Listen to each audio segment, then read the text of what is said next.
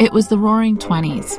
New technologies, new music, and new fashion were transforming the world.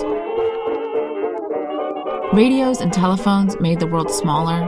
Moving pictures and automobiles made the world faster. But the change wasn't just about technology.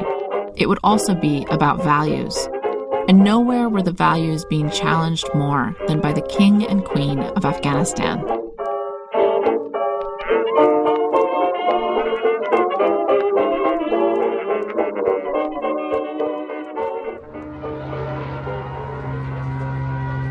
The world had been ripped apart. By the end of World War I, 15 million lives were lost around the globe. But the fighting did finally end, and when it did, the world needed rebuilding. Across the globe, a new hope for the future was coming to life. That hope believed that a revolution in values and technologies would put to rest the madness of war. Afghanistan remained neutral during World War I, but the impact of the war was anything but distant. The entire world was wrapped in the war, and nations vied for the country's support. The king, Habibullah, played his suitors off of each other.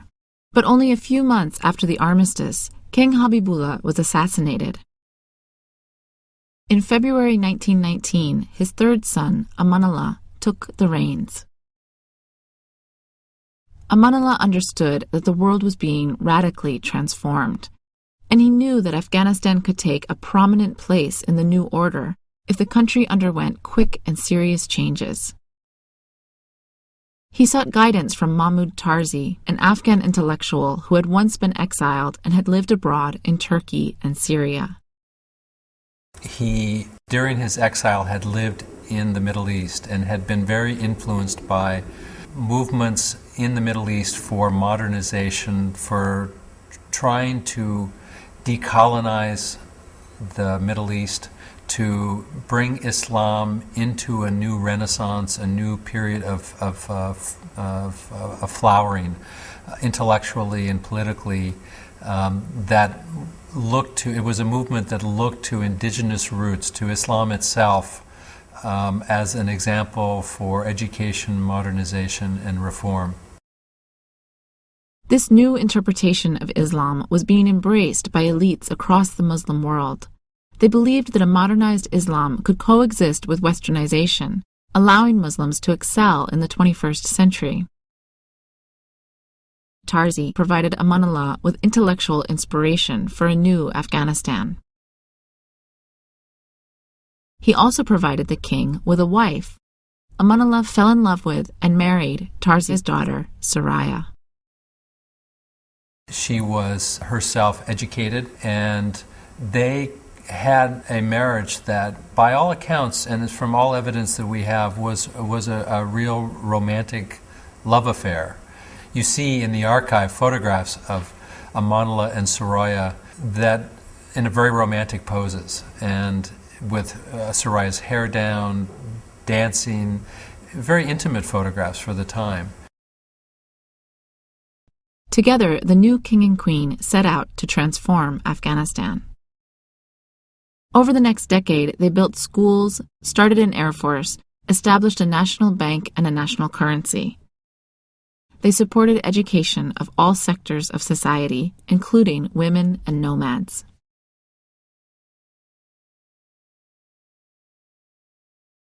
Like Ataturk in Turkey, Amanullah was obsessed with the idea of using clothing to express a new world order. And he was fascinated with playing with those clothing, and I have a feeling playing with identity as well. One of the things that he did that also was very controversial was he held a national Loya Jirga in 1927, and he made all of the delegates to the Jirga wear Western suits and hats. And all these proud Afghans look vaguely ridiculous wearing these baggy suits that were not tailored, not meant for them, and they look a little bit embarrassed to be made to wear this kind of clothing. But it makes you realize that Amanullah, one of the mistakes that he made is he sometimes viewed modernization in a very superficial way. He viewed modernization as the accoutrements of modernization more than the substance of it. And he encouraged all of the members of his court, the women in the court, to wear Western-style clothing and to go with no veil or a minimal veil.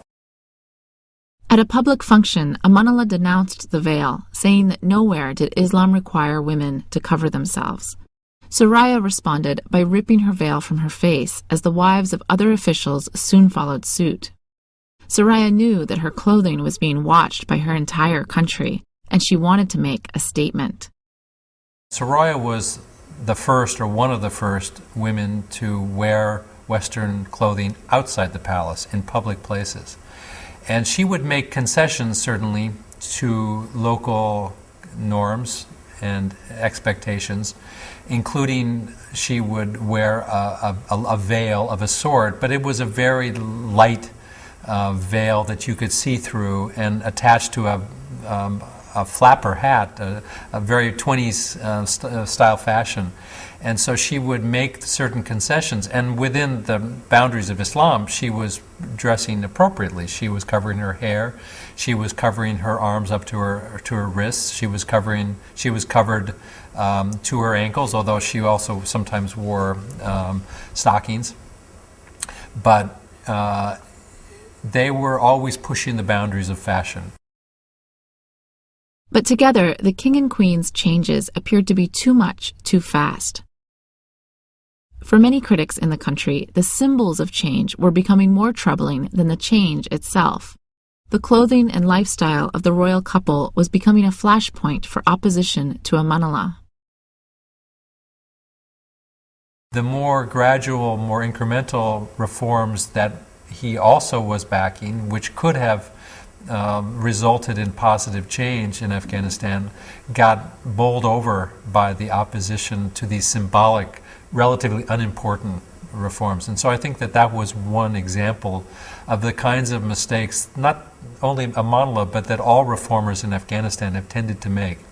They've mistaken the superficial, symbolic aspects of reform. They've allowed those to interfere with the more substantive reforms of livelihoods, education, industry that would incrementally have allowed Afghans to create a whole different way of life from the ground up, avoiding some of those hot-button issues that have been so disastrous in Afghan history.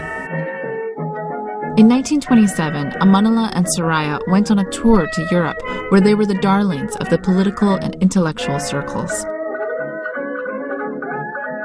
They were the it couple of the 1920s, working to build a new post-war society where modern values could flourish.